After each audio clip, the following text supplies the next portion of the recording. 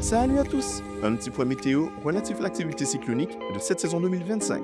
Aucune perturbation ne figure ce jour sous la surveillance du National Hurricane Center. Pour rappel, la zone de mauvais temps mentionnée mardi lors de notre dernier point météo a dès le lendemain perdu toute chance de cyclogénèse. L'ensemble du bassin atlantique est donc dépourvu de toute menace cyclonique et plus singulièrement la région localisée entre le continent africain et les petites Antilles. En effet, cet espace géographique est soumis à un cocktail de paramètres défavorables au développement cyclonique, parmi lesquels un puissant cisaillement déchirant littéralement toutes les perturbations qu'il rencontre. Selon la majorité des modèles numériques, ces vents défavorables en altitude devraient globalement persister sur la zone et en particulier sur les petites Antilles, au moins durant les 7 prochains jours. Sachant qu'au-delà de cette période, les prévisions relatives au cisaillement peuvent drastiquement perdre en fiabilité. Le second acteur prédominant de ce calme cyclonique n'est autre que l'air sec qui accompagne la brume de sable saharienne. Ces derniers limitent considérablement l'activité pluvio-orageuse des perturbations circulant de l'Afrique à nos îles et réduisent par conséquent la probabilité de développement cyclonique dans cette zone géographique. Sachant que la prédominance d'air sec dans cette région résulte également et en grande partie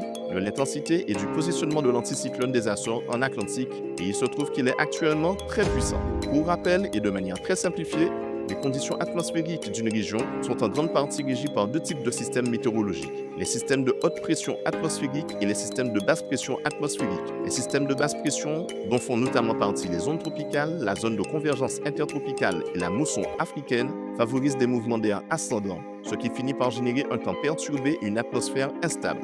Les systèmes de haute pression, représentés par les anticyclones, favorisent des mouvements d'air descendants, mais en langage météorologique, nous parlerons de subsidence. Ces mouvements d'air descendants favorisent plutôt une atmosphère stable et sèche et se trouvent donc associés à du beau temps. Cette subsidence finit donc par conduire à la prédominance d'un air sec sur l'ensemble de la zone subtropicale et tropicale de l'océan Atlantique.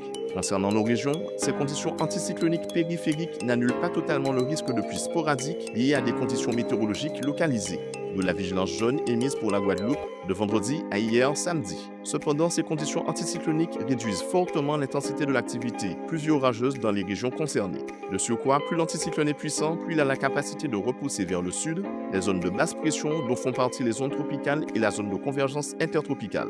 Or, en étant repoussées en dessous du 10e degré nord, ces perturbations tropicales bénéficient de l'apport énergétique des eaux chaudes, mais perdent progressivement l'influence de la force de Coriolis à mesure qu'elle se rapproche de l'équateur. Cette force d'inertie est pourtant indispensable à la rotation des phénomènes cycloniques. Résultat, nos îles sont pour le moment à l'écart de tout risque cyclonique, au moins durant les 7 prochains jours.